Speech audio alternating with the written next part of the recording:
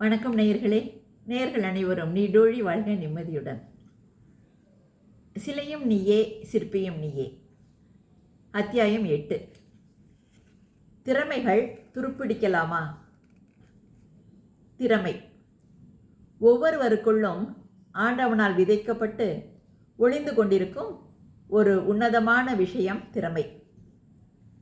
தனக்குள் இருக்கும் திறமையை தேடி கண்டுபிடித்தவன் முன்னேறி சாதனையாளராகிறான். தன் திறமையை தானே அறியாதவன் சாமானியன் ஆகிறான். சாமானிய நிலையிலிருந்து சாதனை நிலைக்கு உயர்த்தப்பட விரும்புகிறீர்களா? இப்போது நீங்கள் செய்ய வேண்டியது என்ன? உங்களுக்குள் உள்ள திறமையை தேடி கண்டுபிடியுங்கள். திறமை ஆண்டவன் அளித்த வரப்பிரசாதம்.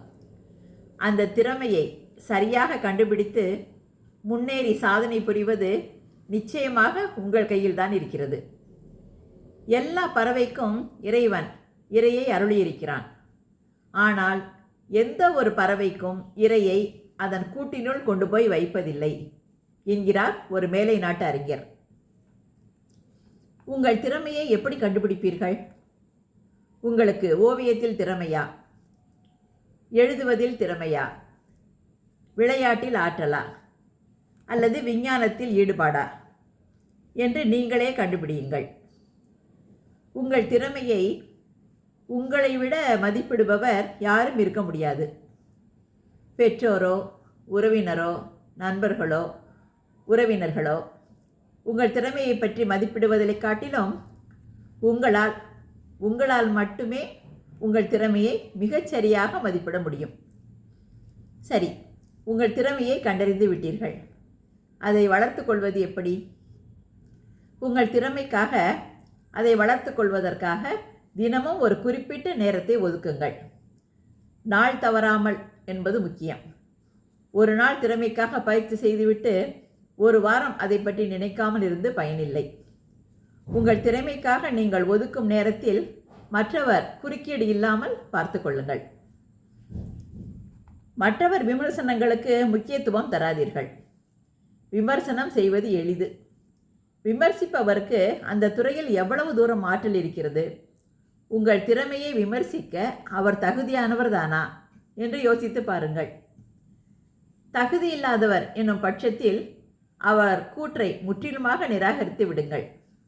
பதில் சொல்லி உங்கள் தரப்பில் பேசி அனாவசியமாக நேரத்தை வீணாக்காதீர்கள். உங்களுக்கு ஆலோசனை கூறும் நபர் மிகச் சரியானவர் என்னும் பட்சத்தில் அவரது ஆலோசனைகளை நன்கு கேட்டு கடைப்பிடியுங்கள். ஏனெனில் குறிப்பிட்ட துறையில் அவருக்கு அனுபவ அறிவும் அதிகம் இருக்கலாம். அந்த அனுபவங்களிலிருந்து அவர் நிறைய பாடங்கள் கற்றிருக்கலாம். நம் அனுபவங்களிலிருந்து நாம் பாடம் கற்றிருப்பதைப் போல மற்றவர் அனுபவங்களிலிருந்தும் நாம் நமக்கு தேவையான பாடங்களை எடுத்துக்கொள்ளலாம். உங்களுக்கு நல்ல திறமை இருந்து முன்னேறுவதில் ஆர்வமும் முயற்சியும் இருந்தால் வறுமை, நோய், உடல் ஊனம் எதுவும் நிச்சயமாக பாதிக்காது. திறமை இருந்தால் வறுமையையும் நிச்சயமாக போக்கிக் கொள்ளலாம். வறுமையை கண்டு பயந்து விடாதே, திறமை இருக்கு மறந்து விடாதே எனும் திரைப்பட பாடல் வரிகளை நினைவு கூறுங்கள். வறுமையை திறமையே போக்கியது என்பதற்கு நார்வே நாட்டு கவிஞர் இப்சன் ஒரு எடுத்துக்காட்டு. இவர் சாதாரண மருந்து கடையில் வேலை பார்த்தபோது வறுமை வாட்டி எடுத்தது. 30 வயதிலேயே வாழ்க்கை முடிந்துவிடுமோ என்று துவண்டார்.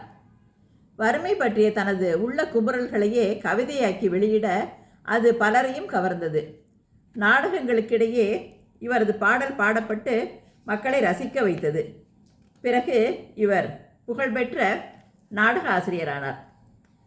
தனக்குள் இருந்த கவிதை எழுதும் திறமை அவர் வறுமையை கொஞ்சம் கொஞ்சமாக மாற்ற பெருமைமிக்க கவிஞரானார். வறுமை நீங்கியதுடன் அவர் வாழ்நாளும் கூடியது. இறக்கும்போது அவருக்கு வயது 78. இவர் மட்டுமா? வறுமை இருக்கிறதே என்று தோழாமல் தன்னுடைய திறமையை பெருக்கி முன்னுக்கு வந்தவர்களை இப்போது நினைவு கூறுவோமா? அமெரிக்க ஜனாதிபதியாக இருந்த ஆபிரகாம் லிங்கன் ஒரு ஏழை விறகு வெட்டியின் மகன். ஏன் நம் ஜனாதிபதி மாண்புமிகு அப்துல் கலாம் அவர்கள் மீனவர்களுக்கு படகு செய்து கொடுக்கும் நடுத்தர குடும்பத்தில் 7வது மகனாய் பிறந்தவரே. மூக்கு கண்ணாடி முதல் இயர்புக் வரை பல்வேறு கண்டுபிடிப்புகளை கண்டுபிடித்த பெஞ்சமின் பிராங்க்லின் மெழுகுவர்த்தி செய்து விற்கும் வியாபாரியின் மகன். சோவியத் யூனியனின் தலைவராக உயர்ந்த ஸ்டாலின் செருப்பு தைக்கும் ஏழை தொழிலாளியின் மகன். உலகில் முதல் பில்லியனராக தனது பொருளாதார நிலையில் ஒரு சாம்ராஜ்யமாக உயர்ந்த ஜான் டி ராக்பெல்லர் ஒரு ஏழை குமாஸ்தாவின் மகனே.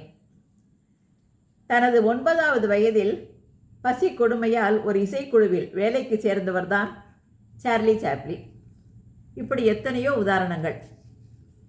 வறுமை மட்டுமல்ல, திறமையை வெளிக்கொண்டு வர வேண்டும் என்றால் அதை நீங்கள் முழுதாக மனதில் வைத்தீர்களானால் உங்கள் உடல் ஊனத்தின் பாதிப்பு கூட உங்களுக்கு தெரியாது.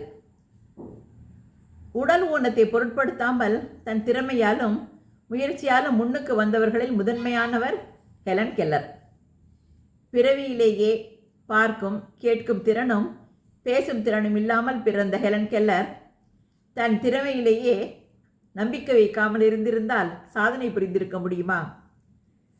கடும் பயிற்சியால் எழுத படிக்க கற்று 14வது வயதில் இளங்கலை பட்டம் பெற்றதுடன் லத்தீன், பிரெஞ்சு, ஜெர்மன் மொழிகளையும் கற்றுத்தேறி 19 வயதிலேயே தன் வெற்றியை எனது சுயசரிதம் எனும் பெரிய நூலாக எழுதி வெளியிட்டார். தனது 88 வயது வரை சிறந்த சமூக நல தொண்டராக பணியாற்றினார். இன்றைய முன் உதாரணங்கள் சிலவற்றை பார்ப்போமா? தன் வயலின் இசையால் இசை ரசிகர்களை பெரிதும் கவர்ந்த வயலின் இசை மேதை சந்திரசேகர் பார்வையற்றவரே. செயற்கை கால் பொருத்தி நடனமாடிய சுதாச்சந்திரன் பற்றி அறியாதவர்கள் இருக்க முடியாது. சிலருக்கு திறமை இருந்து வளர்ந்து கொண்டிருக்கும் நேரத்தில் டக்கென்று வளர்ச்சி பாதிக்கப்பட்டு ஒரே இடத்தில் நின்று விடுவார்கள். இதற்கு காரணம் என்ன என்று ஆராய்ந்தால் அவர்களுக்கு ஆணவம், கர்வம் தலை தூக்கியது என்று தெரிந்து கொள்ளலாம். தனக்குத்தான் எல்லா திறமையும் இருக்கிறது, மற்றவர்கள் நம்மை நாடி வரட்டுமே என்னும் ஒரு ஈகோவால் நிறைய வளர்ச்சி வாய்ப்புகளை இழந்து விடுகிறார்கள். எனவே கர்வம் ஒருபோதும் தலை தூக்காமல் பார்த்து கொள்ளுங்கள். கர்வம் தலை தூக்கும்போது உங்களை விட உயர்ந்த சாதித்த பலரை நினைத்து பாருங்கள். நீங்கள் இன்னமும் எவ்வளவு தூரம் உயர வேண்டும் என்பது உங்களுக்கு புரிய ஆரம்பிக்கும். மேலும் இந்த திறமை ஆண்டவன் கொடுத்தது, இதன் வளர்ச்சியும் வெற்றியும் ஆண்டவனுக்கே என்று நினைத்து வாழும்போது அங்கு கர்வம் ஒருபோதும் தலை தூக்குவதில்லை. உங்கள் துறையிலேயே மற்ற சாதனையாளர்கள் இருந்தால் அவர்களை மனதார பாராட்டுங்கள். சாதனை என்பது சாதாரணமாக வந்துவிடாது. பல்வேறு சோதனைகளையும் வேதனைகளையும் தாண்டித்தான் சாதனையை சந்திக்க வேண்டியிருக்கிறது என்பதை அனுபவபூர்வமாக உணர்ந்த நீங்கள் உங்களை விட சாதித்த சாதனையாளர்களை மனதார பாராட்டுங்கள். அவர்களை சந்தித்து அவர்களிடம் அவர்களது அனுபவங்களை கேட்டு மகிழுங்கள். பாராட்டு என்பது நீங்கள் அவர்களுக்கு கொடுக்கும் டானிக் என்பதை மறந்து விடாதீர்கள். உங்கள் திறமை என்ன என்பதை சரிவர புரிந்து கொள்ளாமல் இருப்பதற்கு முக்கிய காரணம் ஒன்று இருக்கிறது. அதுதான் சூழ்நிலை. ஒரு குட்டி கதை இதோ. ஒரு கோழி தன் முட்டைகளை வைத்து அடை காக்க ஆரம்பித்தது. எப்படியோ ஒரு பருந்தின் முட்டையும் அதோடு கலந்துவிட அதையும் சேர்த்து கோழி அடை காத்தது. 21ஆம் நாளில் எல்லா குஞ்சுகளும் வெளிவந்தன. கோழி குஞ்சுகளுடன் பருந்து குஞ்சும் வெளிவந்தது. சேர்ந்து வளர ஆரம்பித்தது. சில நாட்கள் கழிந்தன. வானத்தில் அண்ணாந்து பார்த்த பருந்து குஞ்சு ஒரு பருந்து உயரத்தில் வட்டமிடுவதை பார்த்து, அந்த பறவை மட்டும் எப்படி இவ்வளவு உயரத்தில் பறக்கிறது, நம்மால் முடியவில்லையே என்று நினைத்து தன் தாய்க்கோழியிடம் தன் ஆதங்கத்தை வெளிப்படுத்த, அந்த தாய்க்கோழி அது வேறு இனம் பருந்து, அதனால் மட்டுமே அப்படி பறக்க முடியும், நம்மால் முடியாது என்று சொல்ல, அந்த பருந்து குஞ்சும் அதை நம்பி பறக்கும் எண்ணத்தை கைவிட்டது. அதாவது பருந்து குஞ்சும் கோழி குஞ்சாகிவிடும் சூழ்நிலை காரணத்தால் என்பது புரிகிறதல்லவா? சூழ்நிலை காரணமாக எத்தனையோ திறமைசாலிகளுக்கு அவர்கள் திறமையும் தெரிவதில்லை, பலமும் புரிவதில்லை.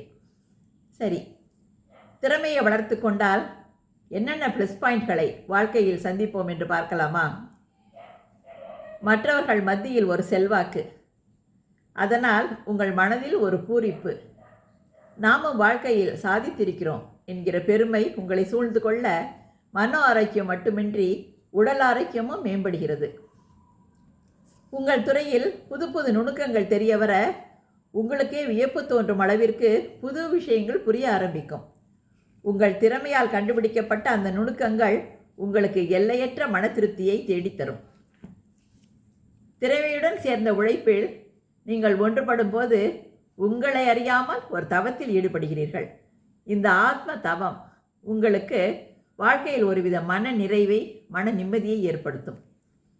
நல்ல திறமையை, சிறந்த ஆற்றலை வரப்பிரசாதமாக பெற்ற நீங்கள் தன்னம்பிக்கை இல்லாமல், முயற்சி செய்யாமல், உழைப்பில் கடுமையாக ஈடுபடாமல் உங்கள் திறமையை துருப்பிடிக்க விடலாமா?